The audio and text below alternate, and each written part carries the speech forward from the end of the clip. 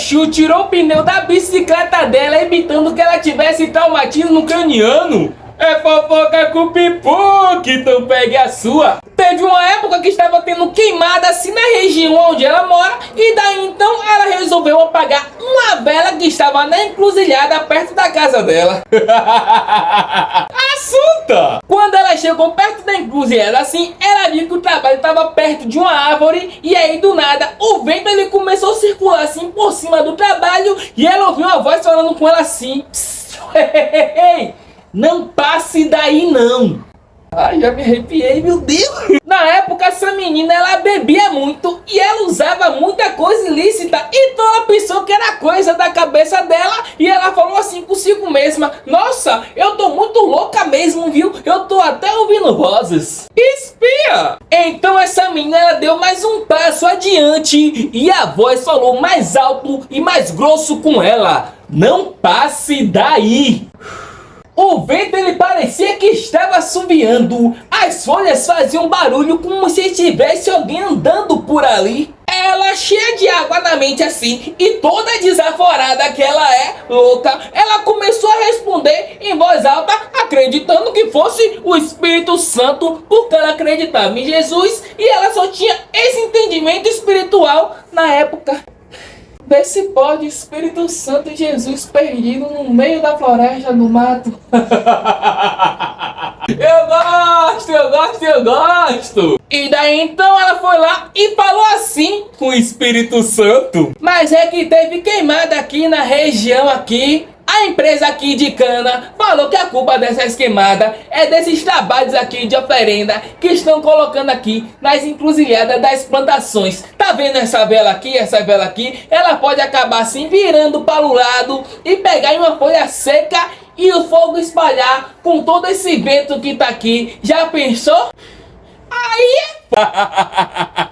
Ô, mulher, não aguento não. E ela falava como se ela estivesse brigando assim com os próprios pensamentos dela, mas ela não esperava que ela fosse ouvir uma resposta, mulher, e ela ouviu. A voz foi lá e falou assim com ela: ô, minha filha, você é tão ingênua, idiota. Somos nós que protegemos a natureza. Olhe para a chama dessa vela. Veja como ela interage com o vento. Agora não passe daí e vá embora.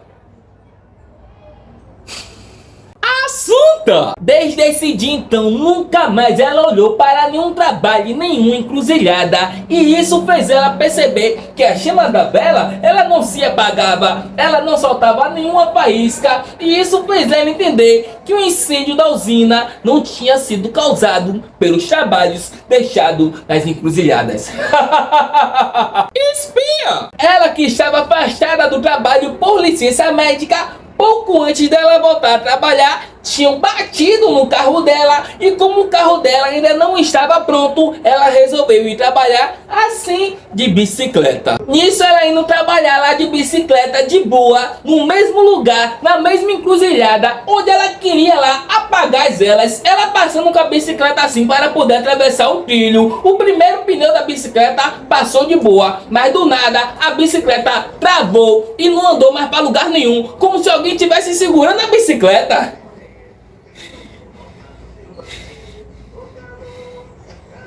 Ela foi então, ela desceu da bicicleta assim, ela deu uma puxona assim na bicicleta, a bicicleta foi para o lado, o pneu da bicicleta foi para o outro, ela ficou sem entender nada, tentando entender o que é que tinha acontecido, porque isso estava acontecendo. Na mesma da hora, bateu um desânimo nela, e ela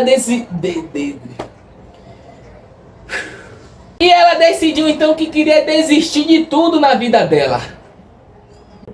Então essa mulher ela foi pra casa, deixou a bicicleta dela lá e decidiu ir para o trabalho a pé, andando. Na hora quando ela está voltando do trabalho de noite, passando pela mesma encruzilhada, ela chegou lá nessa encruzilhada e ela agradeceu: Laroie, minha mãe, porque ela percebeu que se ela estivesse andando de bicicleta em alta velocidade e esse pneu da bicicleta tivesse soltado, ela poderia ter caído e até ido embora de arrasta. Nada é por acaso. Você duvida? Louca. E o mais estranho de tudo foi que realmente ela sentiu como se alguém estivesse realmente segurando a bicicleta, impedindo dela seguir o caminho dela ir em frente. Ela chegou em casa muito grata e foi dormir tranquila nesse dia.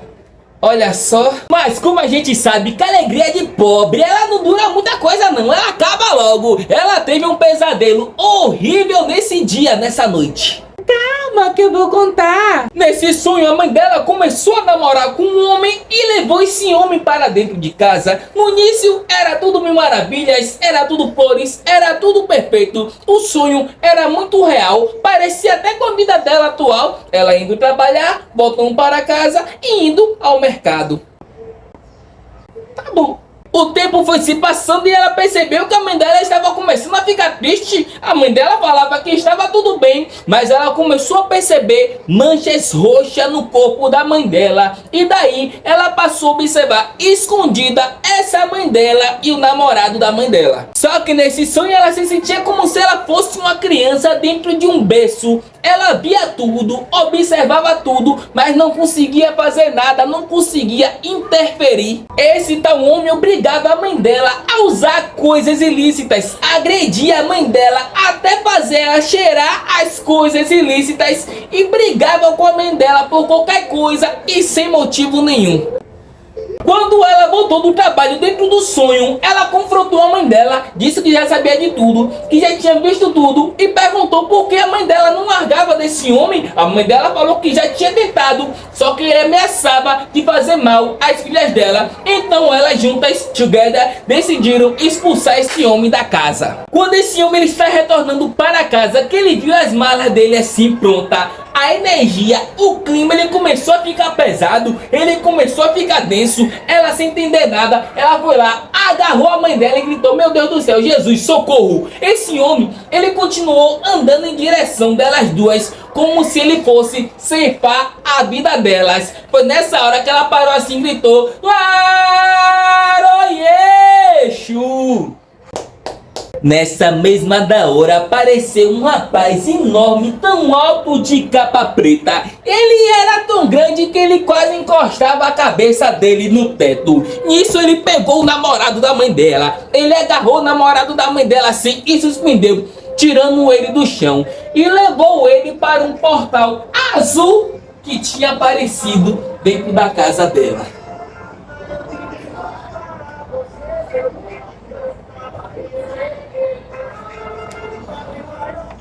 Assunta! Nisso, quando ela acordou, já era de manhã. Ela tinha recebido uma mensagem no celular dela, do tio dela, falando que o pai dela tinha sofrido um acidente. Ele tinha sofrido um acidente de moto, ele foi atropelado e teve traumatismo craniano.